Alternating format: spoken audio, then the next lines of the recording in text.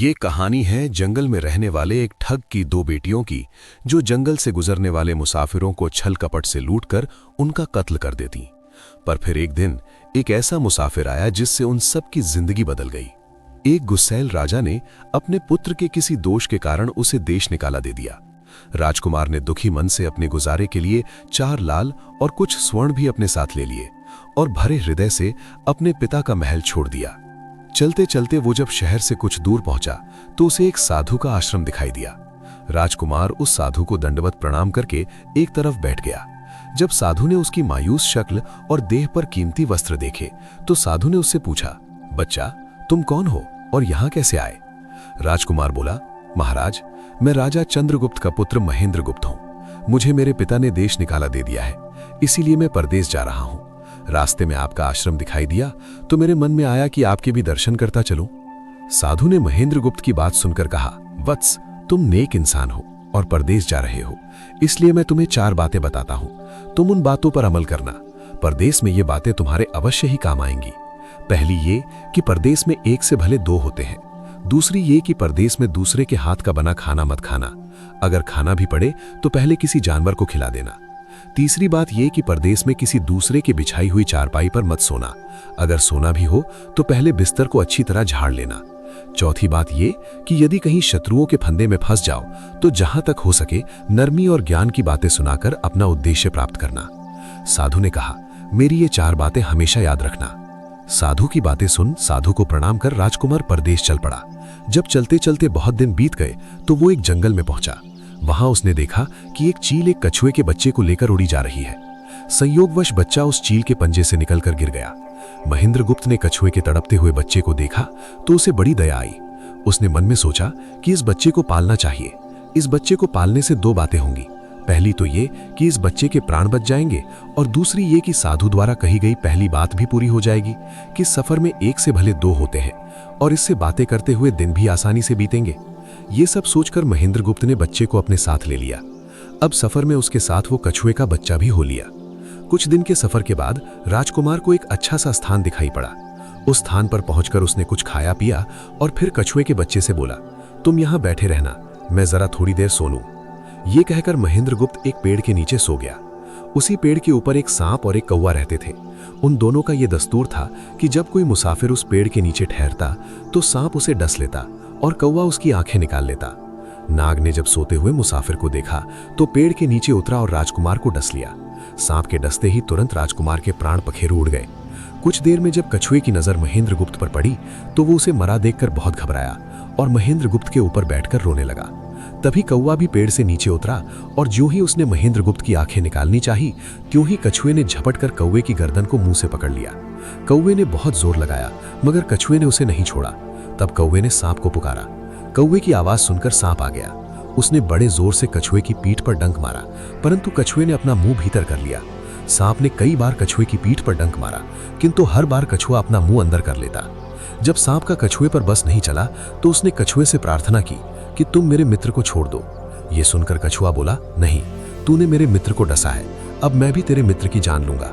तू मेरे मित्र को छोड़ दे तो मैं तेरे मित्र को जीवित कर दूंगा। ये कहकर सांप ने काटी हुई जगह पर मुंह रखकर महेंद्रगुप्त के शरीर से विष खींच लिया और बोला, अब तो मेरे मित्र को छोड़ दे। कछुए ने जब राजकुमार को देखा कि उसे थोड़ा होश आ रहा है और उसका जहर उतर रहा है तो उसने कौवे को छोड़ दिया। जब महेंद्रगुप्त को होश आया तब कछुए ने उसे सांप के डसने का सारा हाल सुनाया। कछुए की बात सुनकर तुरंत महेंद्रगुप्त के मन में साधु की बताई पहली बात खटकी। सोचा, साधु की एक बात तो काम आई कि एक से भले 2 होते हैं। मन ही मन उसने साधु का धन्यवाद दिया और आगे बढ़ चला। चलते चलते कुछ दिनों के बाद जब वे समुद्र के किनारे जा पहुंचे तब कछुए के बच्चे ने कहा, मित्र, मेरा देश आ गया है। यदि तुम कहो तो मैं अपने माता पिता से मिलाऊं। उनसे बिछड़े बहुत दिन हो गए हैं, वे बहुत दुखी होंगे।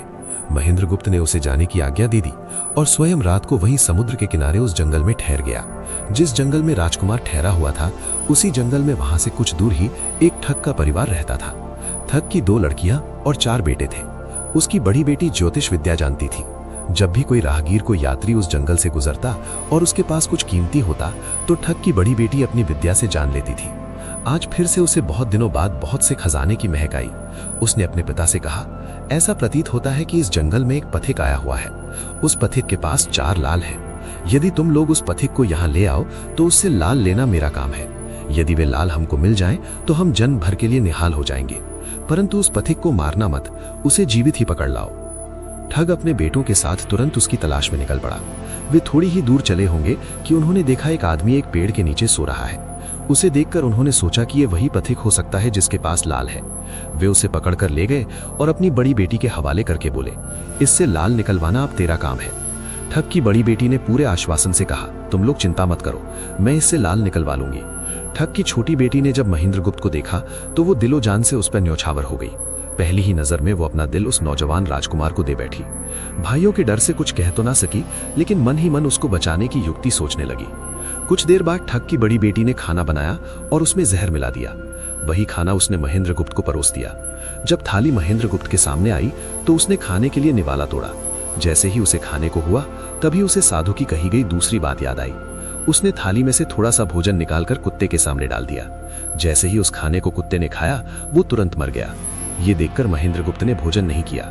उसने अपने मन में सोचा कि साधु की दूसरी बात भी काम आई। अपनी इस चाल को असफल होते देखकर ठग की बड़ी बेटी को गुस्सा तो बहुत आया, पर वो अपने गुस्से को अंदर ही अंदर पी गई। उसने महेंद्रगुप्त के सोने के लिए पलंग तैयार करवाया और उससे कहा, जाओ पथिक, ऊपर के कमरे में तुम्हारे लिए पलंग तैयार करवा दिया है, अब तुम आराम करो। कई दिनों की सफर की यात्रा के कारण थका हुआ राजकुमार जब ऊपर आया तो उसे बढ़िया धुली हुई चादर पलंग पर बिछी हुई दिखाई दी। सोचा, जो हुआ सो हुआ, कई दिनों के बाद चैन की नींद तो सोने को मिलेगी। वो जैसे ही पलंग पर बैठने को हुआ तो उसे साधु की तीसरी बात याद आई कि परदेश में हमेशा बिस्तर को झाड़ कर सोना। जैसे ही उसने बिस्तर को झाड़ा तो उसके होश उड़ गए। वो बिस्तर एक कच्चे सूत से तैयार किया गया था जिसके नीचे आग का कुआं था। महेंद्रगुप्त ने देखा कुएं के अंदर बड़े बड़े आग के अंगार धधक रहे हैं। सोचा, साधु की तीसरी बात भी काम आई। उसने एक बार फिर मन ही मन साधु का धन्यवाद दिया और आगे बढ़ चला। थोड़ी देर पहले जो राजकुमार चैन की नींद लेने की सोच रहा था, अब नींद उसकी आंखों से कोसों दूर थी। अब तो उसे अपनी जान के लाले पड़े थे। सोचने लगा, आज की रात बचना बहुत कठिन है। तभी ठग की छोटी बेटी मौका पाकर आई और कहने लगी, हे प्रिय, मैं तुम पर दिलो जान से न्यौछावर हूँ, परंतु आज की रात मेरे वश में कुछ नहीं है। आज की रात मेरी बड़ी बहन की बारी है। जिस तरह भी हो सके बस आज की रात मेरी बहन से अपने प्राण बचा लो। कल मेरी बारी है। हे स्वामी, मैं तुम्हारी दासी हूँ, मैं तुम्हें साफ बचा लूंगी। इतना कहकर ठग की छोटी बेटी चली गई। जब सब लोग खाना खा चुके तो ठग की बड़ी बेटी ऊपर बने कमरे में चली। सोचा, अब तक तो पथिक जलकर राख बन चुका होगा। पर जैसे ही वो कमरे के अंदर आई और देखा कि पथिक तो बिल्कुल सही सलामत टूटी हुई चारपाई पर लेटा हुआ है तो उसके क्रोध की कोई सीमा न रही। तुरंत उसने कटार निकाली और क्रोध से बोली, हे पथिक, या तो अपने चारों लाल मुझे अब के अब दे दे। अभी दे दे, वरना मैं तुझको मार डालूंगी। उसी समय महेंद्रगुप्त को साधु की चौथी बात याद आई कि कहीं शत्रुओं के फंदे में फंस जाओ तो जहां तक हो सके नरमी और ज्ञान की बातें सुनाकर अपना उद्देश्य प्राप्त करना। उसने सोचा कि आज रात बचना मुश्किल है, पर साधु की चौथी बात भी आजमानी चाहिए। महेंद्रगुप्त ने ये सब सोचकर लड़की से कहा, मेरे पास लाल नहीं है। यदि तो मुझको मारेगी तो वैसे ही पछताएगी जैसे बंजारा अपने कुत्ते को मारकर पछताया था। लड़की गुस्से में बोली, कौन बंजारा और कौन सा कुत्ता, क्या बक रहे हो तुम? तब राजकुमार बोला, तुम नहीं जानती तो सुनो। लड़की, एक बंजारा था जिसने एक कुत्ता पाल रखा था। वो कुत्ता बहुत समझदार था जिसे बंजारा अपनी औलाद से भी ज्यादा प्यार करता था। एक समय ऐसा आया कि एक कातक नाम की भयंकर बीमारी के चलते बंजारे का सारा परिवार उस बीमारी की भेंट चढ़ गया और बंजारे की करोड़ों की संपत्ति भी बिक गई। दुखी बंजारा अपने कुत्ते को लेकर आगरा में एक साहूकार के पास जाता है और साहूकार को 10,000 के बदले अपना कुत्ता गिरवी रखने को बोलता है। उस समय 10,000 एक बहुत बड़ी रकम होती थी। पहले तो बनिए ने बंजारे को मना कर दिया, पर फिर कुछ सोचकर उसने बंजारे को 10,000 रुपए दे दिए। कुछ ही समय बीता हा कि एक रात सेठ के घर डाकू घुस गए। बंजारे का कुत्ता सब हरकत देख रहा था। सोचा, भौंकूंगा तो परिवार के सब लोग उठ जाएंगे और ये डाकू उनका भी कत्ल कर देंगे। वो चुपचाप बस उनको देखता रहा। जब डाकू सेठ के घर चोरी किए हुए धन को लेकर चल पड़े तो कुत्ता चुपचाप उनके पीछे पीछे हो लिया। सेठ के पास इतना धन था कि डाकू उसे निकाल तो लाए, पर अब उनसे वो लेकर चला भी नहीं जा रहा था। दिन भी निकलने के करीब हो चला था। डाकुओं ने सोच विचार कर उस धन को एक तालाब के अंदर छिपा दिया। सोचा, बाद में आराम से निकाल ले जाएंगे। कुत्ता डाकुओं की सब करामात देख चुपचाप वापस घर चला गया। सुबह हुई तो सेठ के घर कोहराम मच गया। पता चला कि चोर सारा धन निकाल ले गए। सेठ का रो रो कर बुरा हाल था। आसपास के लोग उसे दिलासा दे रहे थे। सेठ ने रोते रोते कहा, मैंने सुना था बंजारे का कुत्ता बहुत समझदार है, पर ये नमक हराम तो एक बार भौंका तक नहीं। तभी बंजारे का कुत्ता उस सेठ की धोती पकड़कर खींचने लगा।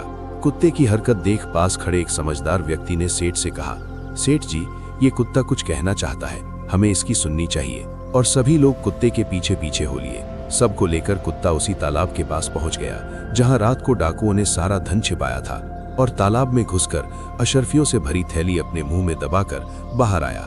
तुरंत सेठ के नौकर उस तालाब में कूद गए और चोरी किया हुआ सारा धन बरामद कर लिया। सब देख सेठ आंखों में अश्रु लिए कुत्ते से कहता है, मुझे माफ कर देना, मैंने तुम्हें बहुत बुरा भला कहा। सेठ ने वही कागज मंगवाया और बंजारे के नाम चिट्ठी लिखी, भाई बंजारे, तेरे कुत्ते ने मेरे 10,000 पूरे कर दिए।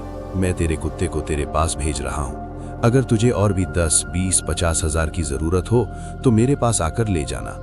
इतने समझदार कुत्ते को मेरे पास छोड़ने के लिए तहे दिल से तुम्हारा धन्यवाद। बनिया चिट्ठी कुत्ते के गले में टांग उसे नम आंखों से विदाई देता है। कुत्ता घूमता घूमता जब 4-5 दिन बाद बंजारे के पास पहुंचता है तो कुत्ते को आता देख बंजारे के तन बदन में आग लग जाती है। कहता है, मैं तुझे बनिए के पास गिरवी रख कर आया था और तू वहां से भाग आया। तूने मेरी बेइज्जती करवा दी। गुस्से में अंधा हुआ बंजारा तुरंत पिस्तौल निकाल कुत्ते को गोली मार देता है और सिर पकड़कर वहीं बैठ जाता है। कुछ देर बाद जब उसकी नजर कुत्ते के गले में टंगी हुई पर्ची पर पड़ी तब बंजारा वो पर्ची निकाल उसे पढ़ता है। पर्ची पढ़ते ही बंजारा फट पड़ता है। वो दहाड़े मार मार खून के आंसू रोता है। पर अब भला क्या हो सकता था। बंजारे की कहानी सुना महेंद्र गुप्त ठग की बेटी से कहता है, एक और कहानी सुनो लड़की। एक राजा के पास एक बहुत समझदार पढ़ाया हुआ तोता था। वो बड़ा चतुर था। एक दिन राजा तोते को अपने साथ गंगा स्नान को ले गया और उसको घाट पर बैठाकर स्वयं स्नान करने लगा। तभी तोते की नजर अमरफल पर पड़ी जो पास ही नदी में बहता हुआ आगे बढ़ा जा रहा था। वो उसको नदी से बाहर निकाल लाया और राजा के आने पर उसको वो अमरफल देता हुआ बोला, महाराज, ये अमरफल है, इसे खा लीजिए। राजा ने कहा, मैं अकेला अमरफल खाकर क्या करूंगा, अपने बाग में लगा दूंगा।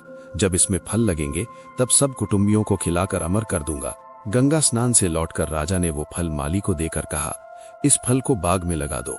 थोड़े ही दिनों में पेड़ फल फूल गया, उसमें फल लगने लगे। एक दिन एक फल पककर पेड़ से गिरा तो उसे सांप ने सूंघ लिया, जिससे वो जहरीला हो गया। अनजान माली वो अमर फल लेकर राजा के पास आया। राजा फल को देखकर बहुत खुश हुआ और कुछ सोचकर वो फल पहले कुत्ते को खाने को दिया, क्योंकि राजा बड़ा नीतिवादी और विचारवान था। वो जानता था कि बिना सोचे समझे किसी भी वस्तु को खाना ठीक नहीं होता। राजा ने ज्यों ही वो फल कुत्ते को खिलाया, कुत्ता मर गया। ये देखकर राजा ने क्रोधित होकर अपने तोते से कहा, बेईमान तोते, तू हमें जहर देकर मारना चाहता था। ये कहकर राजा ने क्रोध में आकर तोते को मार डाला और माली से कहा, इस पेड़ के चारों ओर घेरा डाल दो जिससे कोई इसका फल न खा सके। एक दिन उसी शहर में एक सास बहू में भीषण लड़ाई हुई। बुढ़िया घर से निकलकर कहने लगी, आज मैं राजा के बाग में जाकर जहर वाला फल खा लूंगी। ये कहकर वो बाग में आई और जैसे ही उसने फल तोड़कर खाया तो वो 16 वर्ष की युवती बन गई। जब राजा को ये समाचार मिला तो उसे सारा माजरा समझते देर न लगी। राजा को बड़ा दुख हुआ। वो कहने लगा, वास्तव में ये अमर फल ही है, मैंने व्यर्थ ही इतने समझदार तोते को मार डाला। इतनी दास्तान कहते कहते सवेरा हो गया। तब ठग की बेटी ने महेंद्र गुप्त से कहा, आज तो तूने मुझे बातों में लगाकर अपनी जान बचा ली, परंतु आज रात मेरी छोटी बहन की बारी है, वो तुझे हरगिज जीवित न छोड़ेगी। जब ठग की छोटी बेटी को पता चला कि महेंद्र गुप्त जिंदा और बिल्कुल सही सलामत है तो उसकी खुशी का ठिकाना न रहा। अपनी बहन को दिखाने के लिए ऊपरी मन से बोली, तुम निश्चिंत रहो बहन, मैं आज इससे लाल लिए बगैर छोड़ने वाली नहीं हूं। दिन बीता और रात हुई। तब ठग की छोटी बेटी महेंद्र गुप्त के पास गई और बोली, मैं भगवान का शुक्र है जो तुमने चालाकी से अपनी जान बचा ली। महेंद्र गुप्त बोला, तुम सब ऐसा क्यों करते हो? तब ठग की छोटी बेटी बोली, हमारी तो यही रीति है कि मेरे भाई और बाप मुसाफिरों को पकड़कर लाते हैं और हम बहनें अपनी चालाकी से उनसे माल हथियाकर उन्हें मार डालती हैं।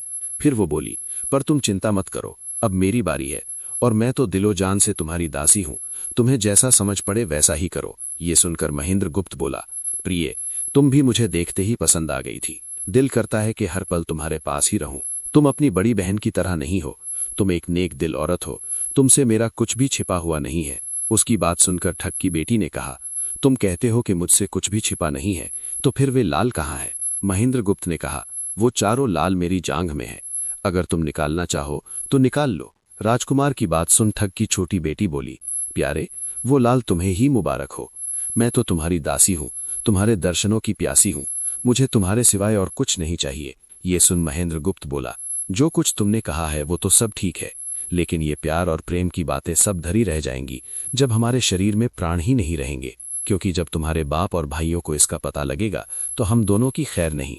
तब ठग की बेटी बोली, तुम चिंता मत करो, मेरे पास इसका भी उपाय है। आज रात को सबके सोने के बाद हम यहाँ से भाग चलेंगे और कहीं बहुत दूर रहेंगे, जहाँ कभी मेरे भाई और बाप पहुँच ना सके। महेंद्रगुप्त बोला, पर यह सब होगा कैसे? बोली, यहाँ से निकलने का एक ही उपाय है। मेरे पिता के पास 2 ऊँटनियाँ हैं, उनमें से एक तो दिन भर में 60 कोस चलती है और दूसरी दिन भर में 100 कोस चलती है। तुम उनमें से बड़ी वाली को खोल लाना, तब तक मैं हम दोनों के लिए कुछ धन बांध कर रख लूंगी। जब आधी रात हुई तो महेंद्रगुप्त ऊँटनी को खोलने चला गया। महेंद्रगुप्त ऊँटनी ले तो आया, मगर जल्दबाजी के कारण वो बड़ी के स्थान पर छोटी को ले आया। ठग की बेटी बहुत सा माल लेकर ऊँटनी पर बैठ गई और दोनों चल दिए। ऊँटनी जब चलते चलते 60 कोस पहुंची तो जंगल में रुककर खड़ी हो गई। बीच जंगल में ऊँटनी को खड़ी देखकर महेंद्रगुप्त और ठग की बेटी के होश उड़ गए। ठग की बेटी बोली, अनर्थ हो गया, तुम रात के अंधेरे में बड़ी ऊँटनी की जगह छोटी ऊँटनी को ले आए। मेरे पिता और भाई आते ही होंगे, वो हमें नहीं छोड़ेंगे। इधर जब सवेरा हुआ तो ठग ने देखा कि उसकी बेटी और मुसाफिर दोनों गायब हैं। उसने सोचा कि निसंदेह वो बदमाश मेरी बेटी को भगा ले गया है।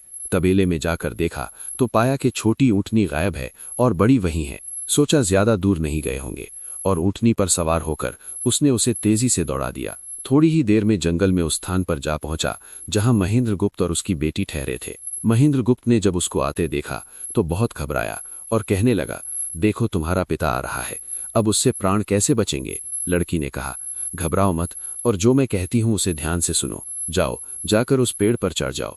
जब मेरा बाप तुम्हें पकड़ने के लिए आएगा और पेड़ पर चढ़ेगा तो मैं चुपके से बड़े वाली ऊँटनी पर चढ़कर उसको तुम्हारी डाल के नीचे पेड़ के पास खड़ा कर दूंगी। तुम कूदकर उस पर बैठ जाना। इस प्रकार हम दोनों बचकर साफ निकल जाएंगे। ये सुनकर महेंद्रगुप्त तुरंत पेड़ पर चढ़ गया। तब तक ठग भी वहां पहुंच गया। पिता को देख उसकी बेटी ने फंड करते हुए कहा, पिताजी, ये दुष्ट मुझे धोखे से यहाँ भगा लाया, आप इसे छोड़ना नहीं। ये सुन गुस्से से तिलमिलाया ठग महेंद्रगुप्त को पेड़ पर चढ़ा देखकर ऊँटनी से उतरा और उसे पकड़ने के लिए पेड़ पर चढ़ने लगा। बाप के ऊँटनी से उतरते ही मौका देख ठग की बेटी ऊँटनी पर चढ़कर उसको महेंद्रगुप्त की डाल के नीचे पेड़ के पास ले आई। महेंद्रगुप्त तुरंत कूदकर उस पर बैठ गया।